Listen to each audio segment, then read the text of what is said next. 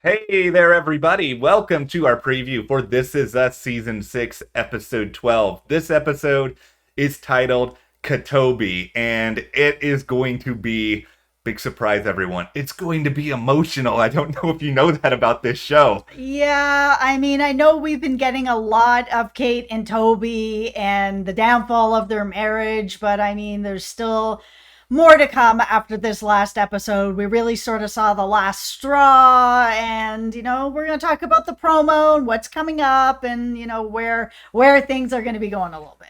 Well, hit that subscribe button as we get into this, share some theories. We are very close to 60,000 subscribers. Thank you, everybody, for your support, for subscribing to us. We couldn't be more honored, and it's really just fun to come on here and chat about all these different shows with you guys. Yeah, it's really crazy to us. We were just talking about this earlier today, having a coffee. Just getting to this milestone of 60,000 subscribers is very humbling for us, and we really appreciate everyone who has hit that subscribe button and is here with us for This Is Us every week. Plus some of our other shows that are coming up, like we got Better Call Saul coming up, and Blacklist, and Snowfall, and Killing Eve this weekend. There's all kinds of stuff.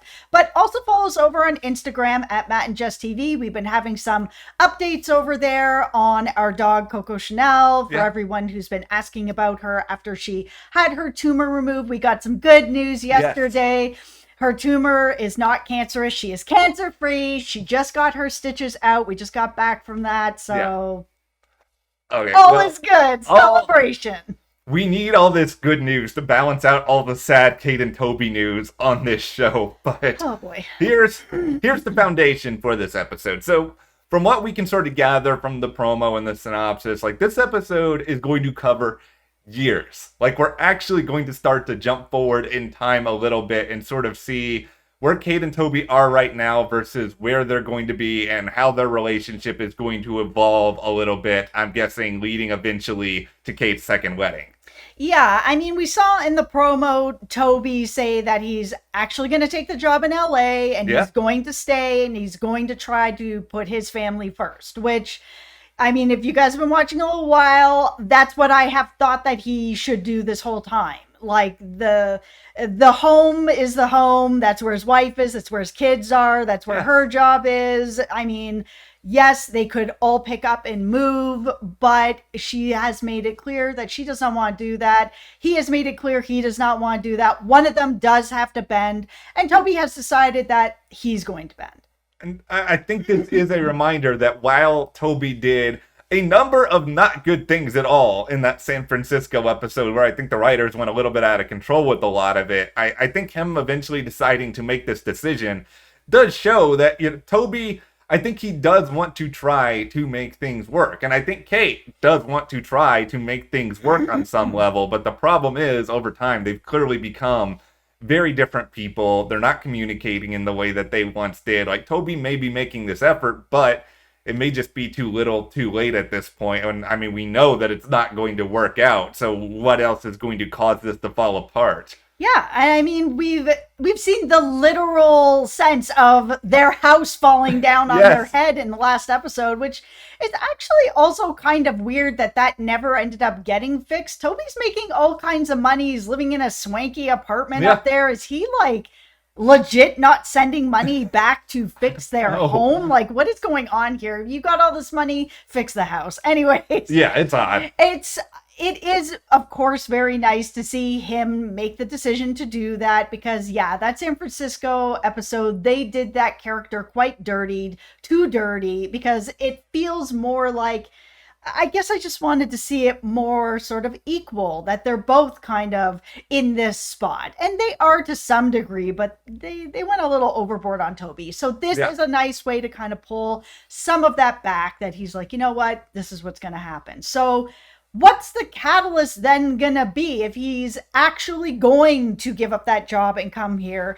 Is it going to be a situation then where he's just resentful? Like, my biggest question is, where is the marriage counseling? These two just decide to divorce and there's nothing there. They do love each other. So why has neither one of them even brought this up as a possibility?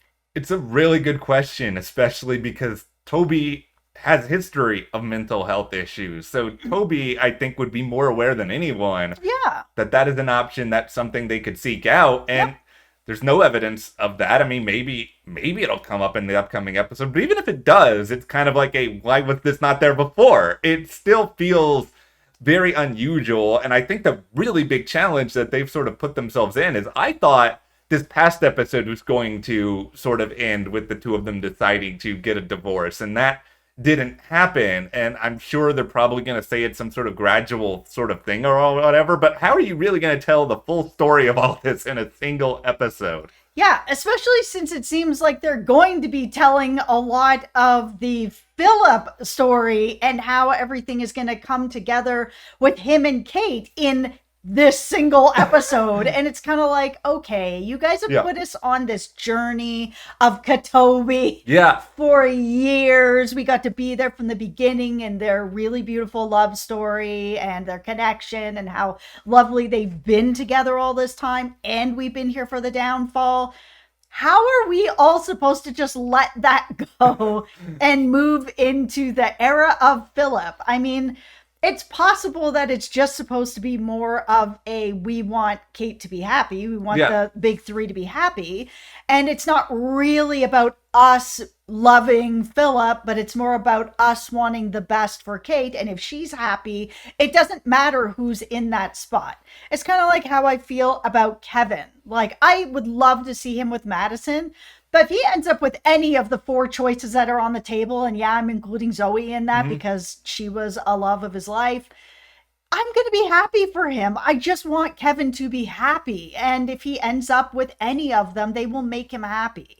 Yeah, and I think that'll be all right. I of course would want more Philip. I think all of us would want more Philip because we want to be invested in that relationship. But Kate is the foundational character of this show, and NBC has already noted that the episode after this one's gonna be like the actual wedding day. So it's just sort of like, that is a lot of Kate and Toby and Philip and this story over just like 4 or 5 episodes, because it'll be like, we had the San Francisco episode, then we had a week off for Randall, then we've got Saturday in the park, Toby, and then the wedding episode.